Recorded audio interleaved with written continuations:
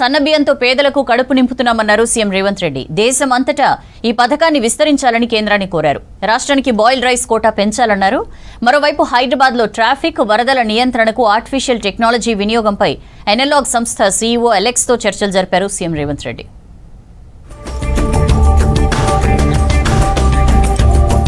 తెలంగాణలో విజయవంతమైన సన్నబియ్యం పథకాన్ని దేశమంతటా అమలు చేయడానికి కృషి చేయాలని కేంద్ర మంత్రి ప్రహ్లాద్ జోషికి సూచించారు సీఎం రేవంత్. రేషన్ షాపుల్లో సన్నబియ్యం పంపిణీ చేయడంతో పీడీఎస్ రైస్ రీసైక్లింగ్ తగ్గిందని, బహిరంగ మార్కెట్లోనూ ధరలు స్థిరపడ్డాయని చెప్పారు. ప్రజలు తినే బియ్యం సరఫరా చేయడంతో పథకం లక్ష్యం నెరవేరిందన్నారు. హైదరాబాద్ హోటల్ తాజ్ కృష్ణాలో కేంద్ర మంత్రితో ప్రహ్లాద్ జోషితో భేటీ అయిన సీఎం రేవంత్ రాష్ట్రానికి సంబంధించిన పలు అంశాలను ప్రస్తావించారు.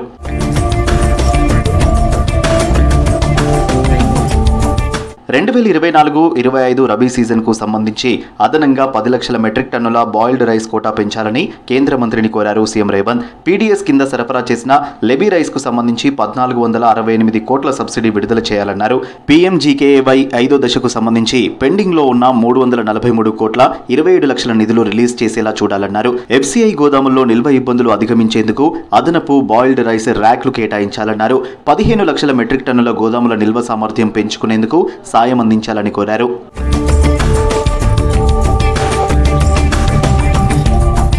హైదరాబాద్లో సీఎం రేవంత్ రెడ్డిని కలిశారు Analog AI company CEO Alex Kipman. రాష్ట్రాభివృద్ధికి సంబంధించిన పలు కీలక అంశాలపై ఇద్దరు చర్చించారు. AI city project, future city అభివృద్ధి, మూసీ రివర్ ఫ్రంట్ డెవలప్మెంట్ వంటి వాటిపై డిస్కస్ చేశారు. నెక్స్ట్ జనరేషన్ ఫిజికల్ ఇంటెలిజెన్స్ సిస్టమ్ను ఎలా అనుసంధానించవచ్చో చర్చించారు. అనలాగ్ ఏఐ తమ ఆధునిక సాంకేతిక ప్లాట్ఫామ్లను ఉపయోగించి హైదరాబాద్లో ట్రాఫిక్ రద్దీ, వరదలు, వాతావరణ మార్పుల అంచనా వంటి అంశాలను పరిష్కరించడంలో సహకరించేందుకు అంగీకరించారు అలెక్స్ కిప్మాన్. డిసెంబర్ 8-9 నిర్వహించనున్న తెలంగాణ రైజింగ్ గ్లోబల్ సమ్మిట్ కు హాజరు కావాలని ఆయన్ను ఆహ్వానించారు సీఎం రేవంత్ రెడ్డి.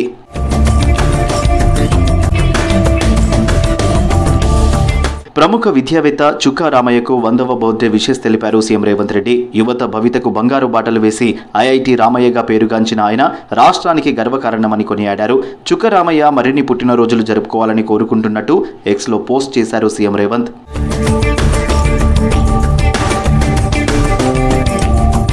నేత కార్మికులకు గుడ్ న్యూస్ చెప్పింది రాష్ట్ర ప్రభుత్వం. నేత కార్మికుల రుణమాఫీ కోసం 33 కోట్ల విడుదల చేసింది సర్కార్. కొండా లక్ష్మణ్ బాపూజీ జయంతి సందర్భంగా నేత కార్మికులకు రుణమాఫీ చేస్తామని హామీ ఇచ్చారు సీఎం రేవంత్ రెడ్డి. ఇచ్చిన మాట ప్రకారం నిధులను విడుదల చేసిన ముఖ్యమంత్రి రేవంత్ రెడ్డికి ధన్యవాదాలు తెలిపారు మంత్రి తుమ్మల. రైతులు, మహిళల కోసం ఎన్నో పథకాలు అమలు చేస్తున్నామన్నారు మంత్రులు. వ్యవసాయ రంగంలో స్టార్టప్స్ ను ప్రోత్సహిస్తున్నామని చెప్పారు. సన్న రకం వడ్లకు 500 రూపాయలు బోనస్ ఇస్తున్నామన్నారు. రాష్ట్ర వ్యాప్తంగా 1 కోటి మంది మహిళలకు ఇందిరమ్మ చీరలు పంపిణీ చేస్తున్నామన్నారు మినిస్టర్స్.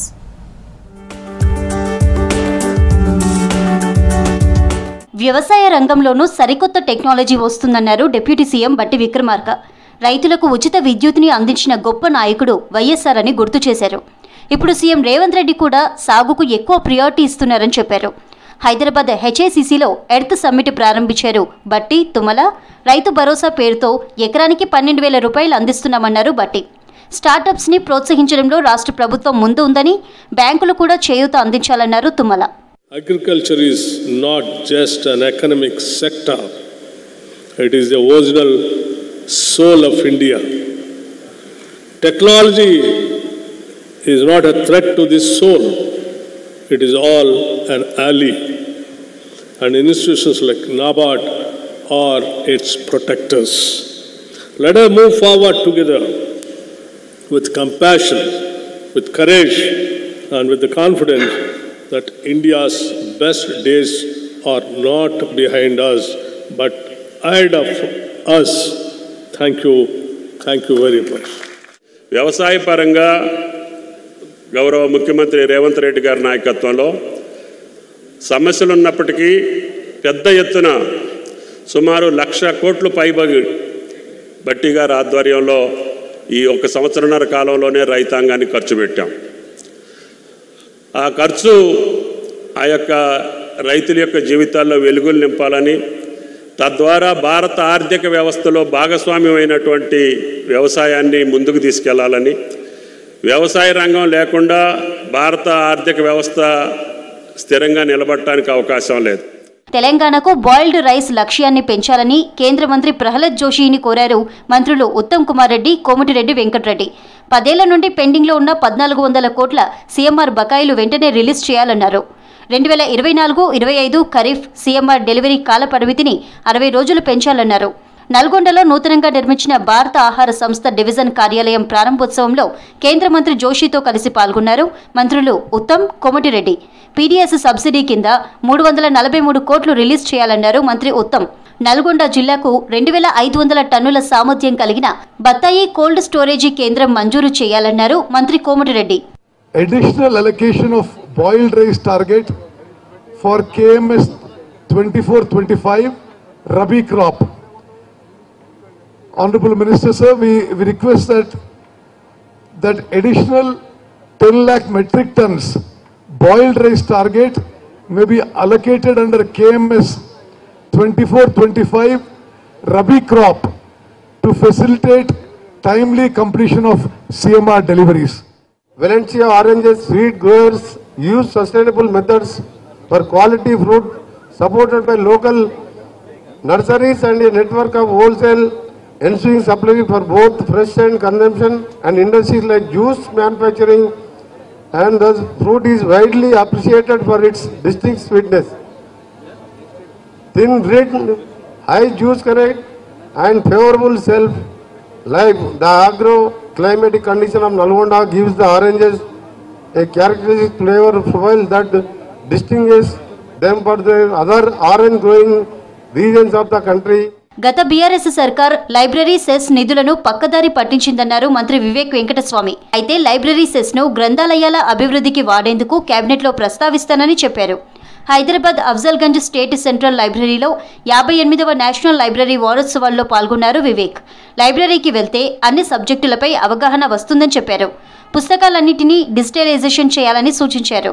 మీరు రోజు 2 గంటలు చదువుకోవాలి, ఏదో ఒకటి రీడింగ్ చేయాలి. అంటే which is the best place to go?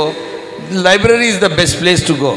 మీరు అక్కడ పోతే అన్ని సబ్జెక్ట్స్ పైన మనకి ఏదో ఒక ఇన్ఫర్మేషన్ ఉంటుంది లైబ్రరీస్లో, మీరు నేర్చుకోవాలి. లైబ్రరీస్ వెళ్ళినప్పుడే మనకు ఇంత అవగాహన, ఇంత నాలెడ్జ్, ఇంత కంటెంట్ ఏదైతే మనకు లైఫ్లో అవసరమో అది మనకు లైబ్రరీస్ దొరుకుతుంది. 25 సంవత్సరాల నుంచి రిక్రూట్మెంట్ కాలేదు, రిక్రూట్మెంట్ చేసే అవసరం ఉంది. ఆ సెస్ ఏదైతే ఉందో 8% సెస్, అది కేవలం లైబ్రరీస్ కోసం వాడాలని చెప్పి అందరూ కూడా చెప్పడం జరిగింది. మహిళా సంఘాల అభ్యున్నతి కొరకు రాష్ట్ర ప్రభుత్వం కృషి చేస్తోందన్నారు మంత్రి సీతక్క. కామారెడ్డి జిల్లా బిక్కనూరులో పలు అభివృద్ధి పనులను ప్రారంభించారు. మహిళా సంఘం సభ్యులకు ఇందిరమ్మ చీరలు పంపిణీ చేశారు. మహిళా సంఘాల అభ్యున్నతి కోసం సీఎం రేవంత్ రెడ్డి ఎన్నో పథకాలు అమలు చేస్తున్నారన్నారు సీతక్క. మహిళలు అభివృద్ధి చెందినప్పుడే కుటుంబాల్లో సంతోషం ఉంటుందని చెప్పారు.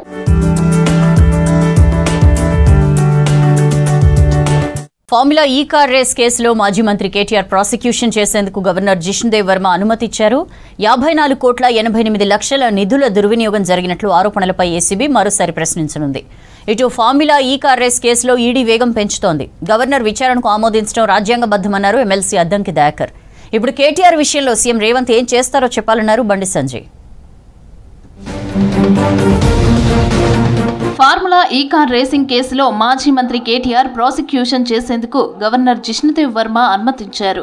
ఈ కేసులో ఇప్పటికే పలుమార్లు కేటీఆర్ ఏసీబీ విచారణకు హాజరయ్యారు. ఫార్ములా ఈ కార్ రేసింగ్లో 54,88,00,000 నిధులు దుర్వినియోగం జరిగినట్లు ఆరోపణలున్నాయి. కేటీఆర్ ప్రాసిక్యూషన్కు గవర్నర్ అనుమతి కోరుతూ గతంలో ఏసీబీ లేఖ రాసింది. ఆయన పాత్రపై సాక్ష్యాలు ఉన్నాయంటూ లేఖలో తెలిపింది. తాజాగా కేటీఆర్ ప్రాసిక్యూషన్కు అనుమతిస్తూ గవర్నర్ ఉత్తర్వులు జారీ చేశారు. ఫార్ములా ఈ కార్ రేసింగ్ లో త్వరలోనే ఏసీబీ ఛార్జిషీట్ దాఖలు చేయనుంది. ఇటు ఫార్ములా ఈ రేస్ కేసులో ఈడీ వేగం పెంచుతోంది. ఏసీబీ దాఖలు చేసే ఛార్జిషీట్పై మరింత లోతుగా విచారణ జరిపే అవకాశాలున్నాయి. ఇప్పటికే ఒకసారి ఈడీ విచారణకు హాజరయ్యారు కేటీఆర్. ఫార్ములా ఈ రేస్ కేసులో ఏసీబీతో పాటు ఈడీ విచారణ జరుపుతోంది. మనీ లాండరింగ్ జరిగిందన్న కోణంలో దర్యాప్తు చేస్తున్నారు ఈడీ అధికారులు.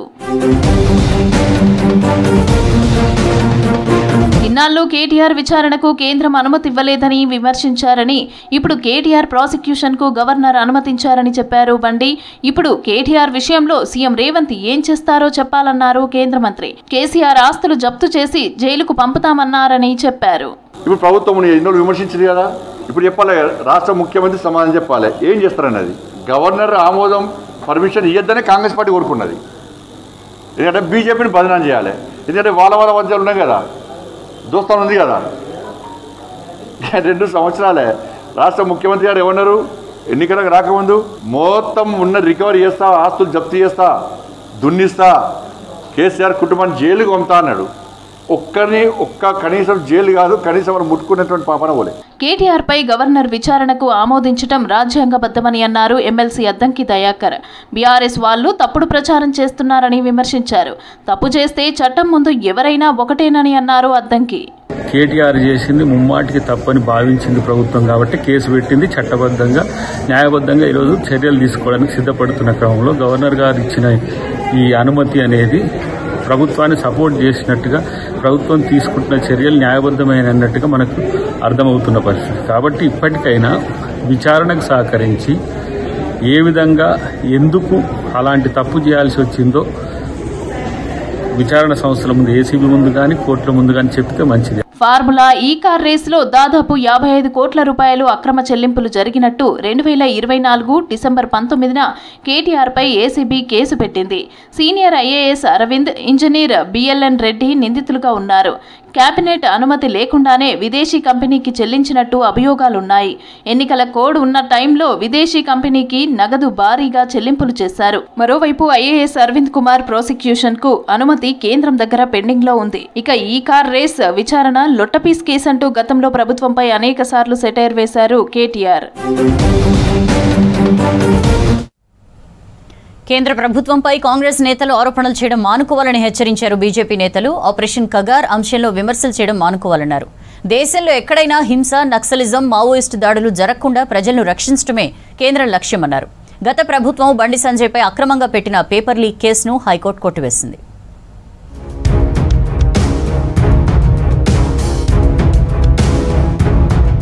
ఆపరేషన్ కగార్ విషయంలో పీసీసీ చీఫ్ మహేష్ కుమార్ గౌడ్ కేంద్ర ప్రభుత్వంపై చేసిన ఆరోపణలను తీవ్రంగా ఖండిస్తున్నామన్నారు రాష్ట్ర బీజేపీ చీఫ్ రామచంద్రరావు. మావోయిస్టులను కక్షపూరితంగా చంపుతోందంటూ చేసిన వ్యాఖ్యలు బాధ్యతారాహిత్యమన్నారు. ప్రజలను తప్పుదారి పట్టించేలా ఉన్నాయని ఆగ్రహం వ్యక్తం చేశారు. దేశంలో ఎక్కడైనా హింస, నక్సలిజం, మావోయిస్టు దాడులు జరగకుండా ప్రజలను రక్షించడమే కేంద్ర ప్రభుత్వం లక్ష్యమంటూ ప్రకటన రిలీజ్ చేశారు రామచంద్రరావు.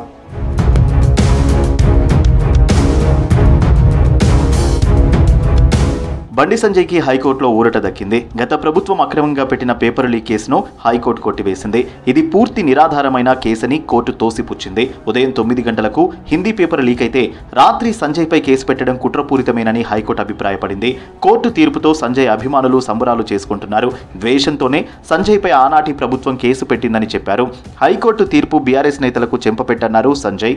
2023లో హనుమకొండ జిల్లా కమలాపూర్ పిఎస్లో ఆనాడు సంజయ్పై కేసు నమోదైంది. పేపర్ లీక్ కేసులో సంజయ్ ప్రమేయం ఉందని ఆనాటి బీఆర్ఎస్ ప్రభుత్వం అరెస్ట్ చేసింది.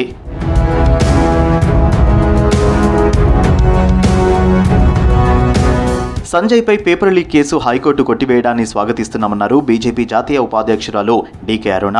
నాటి ప్రభుత్వం కక్షపూరితంగా కేసు పెట్టిందని చెప్పారు. ప్రజా సమస్యలపై అలుపెరుగని పోరాటం చేస్తున్న సంజయ్ ప్రతిష్ట దిగజార్చేందుకు కేటీఆర్ వ్యవహరించారని చెప్పారు.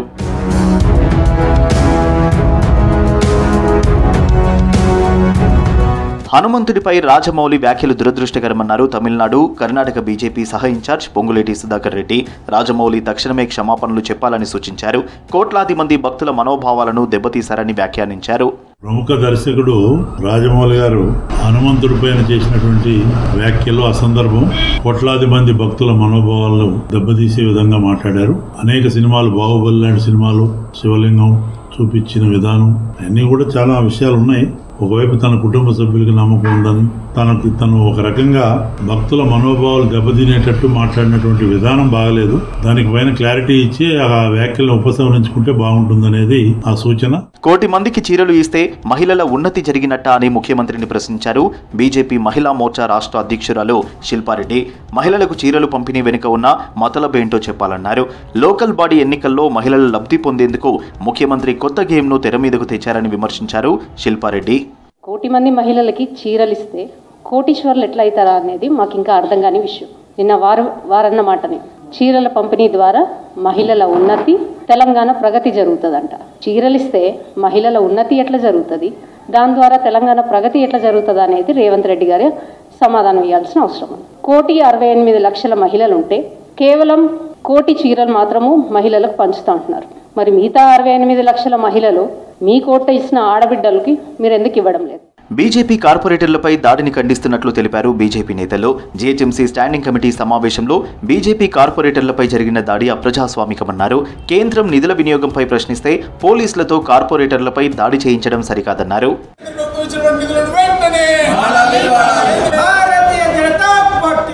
నాంపల్లి సీబీఐ కోర్టుకు హాజరయ్యారు ఏపీ మాజీ సీఎం జగన్. ఆస్తుల కేసులో 6 ఏళ్ల తర్వాత సీబీఐ కోర్టుకు వచ్చారు. బేగంపేట ఎయిర్పోర్ట్లో జగన్కు ఘన స్వాగతం లభించింది. కేవలం 3 నిమిషాలు మాత్రమే జగన్ను విచారించింది కోర్టు. నాంపల్లి కోర్టు దగ్గర వైఎస్ఆర్సీపీ నాయకులు అత్యుత్సాహం ప్రదర్శించారు. 2029లో రప్ప రప్ప అంటూ బ్యానర్తో హల్చల్ చేశారు.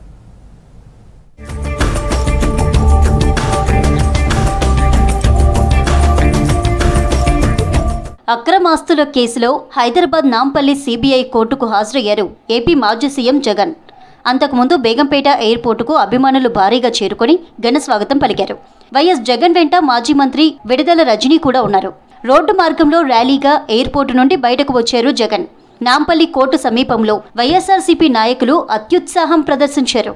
2029లో రప్ప రప్ప అంటూ బ్యానర్తో హల్చల్ చేశారు. రోడ్డుపై చేరి గుంపులుగా నినాదాలు చేయడంతో పోలీసులు అక్కడి నుంచి పంపించివేశారు.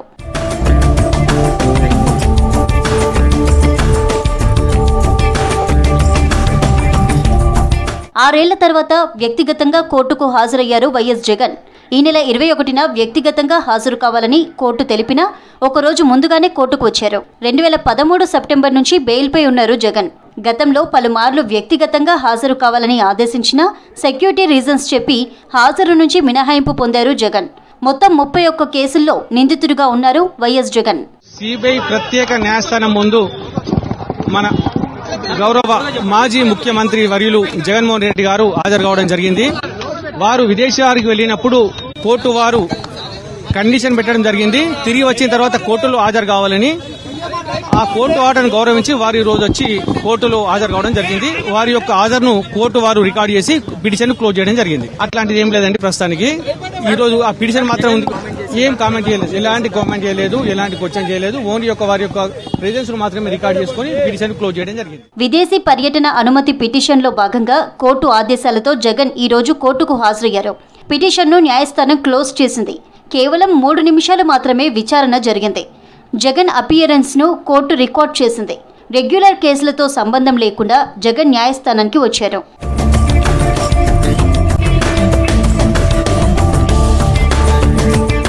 అరగంట పాటు ఆయన కోర్టులో ఉన్నారు. విచారణ తర్వాత జూబ్లీహిల్స్లోని లోటస్ పాండ్ ఇంటికి వెళ్లారు జగన్. అక్కడి నుంచి తిరిగి బేగంపేట ఎయిర్పోర్టుకు వెళ్లారు. మధ్యాహ్నం 3:30కు స్పెషల్ ఫ్లైట్లో బెంగళూరు వెళ్లారు జగన్. చివరిసారిగా వైఎస్ జగన్ 2020 జనవరి 10న నాంపల్లి సీబీఐ కోర్టుకు హాజరయ్యారు. అంటే దాదాపు 6 ఏళ్ల తర్వాత మళ్లీ కోర్టుకు వచ్చారు.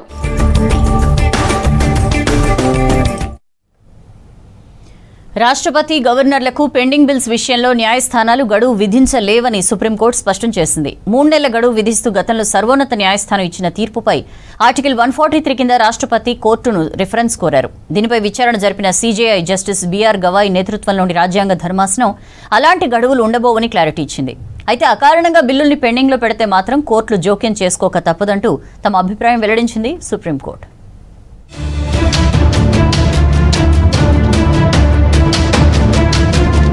రాష్ట్రాల శాసనసభలు ఆమోదించి పంపించిన బిల్లులకు ఆమోదించే అంశంలో సుప్రీంకోర్టు కీలక తీర్పు చెప్పింది. రాష్ట్రపతి, గవర్నర్లకు కోర్టులు గడువును విధించడం సరికాదని సిజేఐ జస్టిస్ బిఆర్ గవాయ్ నేతృత్వంలోని రాజ్యాంగ ధర్మాసనం స్పష్టం చేసింది. అయితే కారణం చెప్పకుండా గవర్నర్లు బిల్లులను వెనక్కి పంపలేరంది. దీనిపై గతంలో ద్విసభ్య ధర్మాసనం ఇచ్చిన తీర్పును సిజేఐ ధర్మాసనం పక్కన పెట్టింది. రాష్ట్రపతి, గవర్నర్లకు న్యాయస్థానం గడువు విధించడంపై గతంలో రాష్ట్రపతి ద్రౌపది ముర్ము తప్పుపట్టారు. దీనిపై సమాధానమిస్తూ సుప్రీంకోర్టు కీలక తీర్పు చెప్పింది.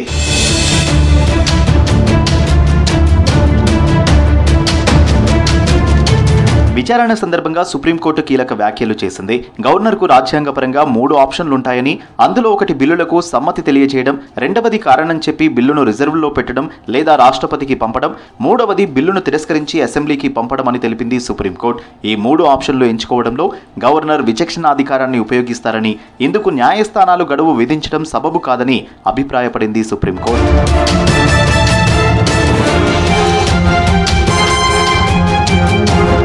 గవర్నర్ల విధుల నిర్వహణ వ్యవహారాల్లో కోర్టులు జోక్యం చేసుకోవని, అయితే కారణం లేకుండా ఏళ్లపాటు బిల్లులను పెండింగ్లో ఉంచిన సందర్భాల్లో మాత్రం కోర్టులు పరిమిత విచక్షణతో వ్యవహరించవచ్చని, రాష్ట్రపతి విషయంలోనూ ఇదే వర్తిస్తుందని స్పష్టం చేసింది న్యాయస్థానం. కంటిన్యూగా బిల్లుల ఆమోదానికి ఆలస్యం కొనసాగుతున్న సందర్భాల్లో ఆ అంశం న్యాయ సమీక్ష పరిధిలోకి వస్తుందని తెలిపింది. గవర్నర్ బిల్లును రాష్ట్రపతికి రిజర్వ్ చేసిన ప్రతిసారి ఆర్టికల్ 143 కింద రాష్ట్రపతి సుప్రీంను సంప్రదించాల్సిన అవసరం లేదంది. ఆర్టికల్ 200 కింద గవర్నర్ల విచక్షణాధికారం ఉంటుందని, అయితే దాన్ని అపరిమితంగా వినియోగించలేరని కూడా చెప్పింది సుప్రీంకోర్టు.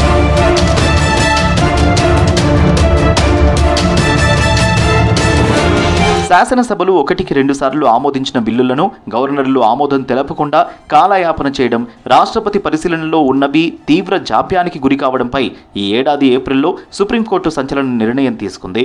గతంలో ఎన్నడూ లేని విధంగా ఈ అంశంలో గవర్నర్తో పాటు రాష్ట్రపతికి గడువు విధించింది. గరిష్టంగా 3 నెలల్లోగా ఆ బిల్లులను ఆమోదించడమో లేక తిప్పి పంపించడమో చేయాలని justice JB Pardiwala, justice R Mahadevan ధర్మాసనం నిర్దేశించింది. దీంతో రాజ్యాంగ అధికరణ 143(1) ప్రకారం తనకున్న అధికారాన్ని వినియోగిస్తూ రాష్ట్రపతి ద్రౌపది ముర్ము మే నెలలో పలు ప్రశ్నలతో సిజేఐకి లేఖ రాశారు. రాష్ట్రపతి విచక్షణ అధికారాల పరిధిలోకి వచ్చే రాష్ట్రాల బిల్లులకు ఆమోదం తెలిపే అంశంలో న్యాయస్థానం గడువు విధించడం ఎంతవరకు న్యాయసమ్మతమో తెలపాలంటూ సుప్రీంకోర్టు అభిప్రాయాన్ని కోరారు. దీనిపై సిజేఐ నేతృత్వంలోని రాజ్యాంగ ధర్మాసనం ఏర్పాటైంది. 10 రోజుల పాటు అన్ని పక్షాల వాదనలు విన్న ధర్మాసనం సెప్టెంబర్ 11న తీర్పు రిజర్వ్ చేసింది.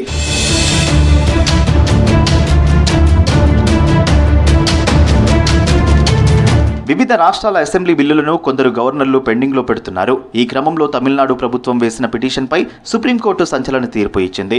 3 నెలల గడువు విధిస్తూ ఆలోపు ఆమోదించాల్సిందేనని, లేకుంటే ఆమోదించినట్లేనని పేర్కొంది. గవర్నర్ విషయంలోనే కాదు, రాష్ట్రపతి విషయంలోనూ ఇది వర్తిస్తుందని సుప్రీంకోర్టు పేర్కొంది. ఈ తీర్పులో జస్టిస్ బిఆర్ గవాయ్ కూడా భాగమయ్యారు. అయితే గడువుపై పిటిషన్లను సుప్రీంకోర్టు అనుమతించలేదు. దీంతో ఈ తీర్పుపై స్వయంగా రాష్ట్రపతి ద్రౌపది ముర్ము రిఫరెన్స్ కోరారు. ఈ విషయంలో రాష్ట్రపతి, గవర్నర్లకు గడువు విధించలేమంటూ తాజాగా సుప్రీంకోర్టు తీర్పు వెలువరించింది.